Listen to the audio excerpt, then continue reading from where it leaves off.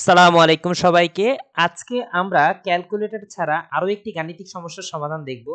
তো প্রশ্নে আমাকে বলা হয়েছে নির্দিষ্ট তাপমাত্রায় ও 1 অ্যাটমোস্ফিয়ার চাপে 1 অ্যাটমোস্ফিয়ার চাপ বলতে এখানে আমাকে চাপ তো সরাসরি P1 দিয়ে আমরা সূচিত করি। কয়েকটি মার্বেল সহ গ্যাসের আয়তন। তার মানে এমন একটা পাত্র আমাকে দেওয়া আছে সম্ভবত।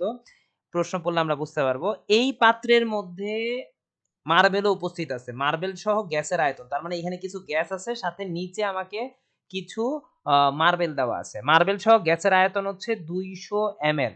তার মানে পুরা পাত্রের আয়তনটা হচ্ছে আমার ২০০ এমএল।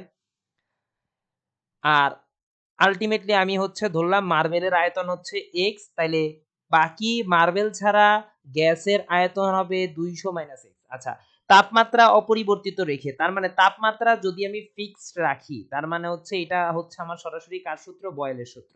তাপমাত্রা অপরিবর্তিত রেখে চাপকে দ্বিগুণ করা হলো। তাহলে আমার P2 এর ভ্যালু আসবে, ওইটা যদি 1 অ্যাটমোস্ফিয়ার হয় তাহলে এখানে হবে দ্বিগুণ মানে 2 অ্যাটমোস্ফিয়ার। ওই মার্বেল সহ গ্যাসের আয়তন হ্রাস পেয়ে ১০৫ এমএল হয়। আচ্ছা, তাইলে আমার V1 এর ভ্যালু হচ্ছে ২০০ - x, আবার V2 এর ভ্যালু হচ্ছে মানে আয়তন হ্রাস পেয়ে ১০৫ - x। আচ্ছা, এবার আমরা বয়েলের সূত্রটা লিখে ফেলি। আমরা জানি বয়েলের সূত্র হচ্ছে P1 V1 = P2 V2।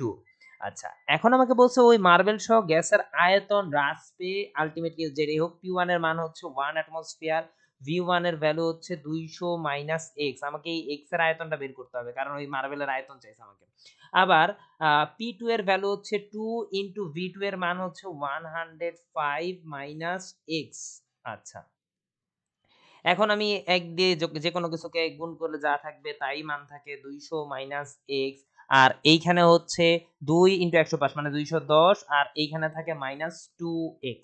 আচ্ছা, এইবার আমি এই সাইডে -x, এই সাইডে -2x মানে থাকে শুধু x, আর ২১০ থেকে ১০ বিয়োগ করলে অবশিষ্ট থাকে ২১০ থেকে ২০০ বিয়োগ করলে অবশিষ্ট থাকে ১০। তার মানে আমার কাছে হচ্ছে মার্বেলের আয়তন হচ্ছে ১০ এমএল। সবাইকে ধন্যবাদ।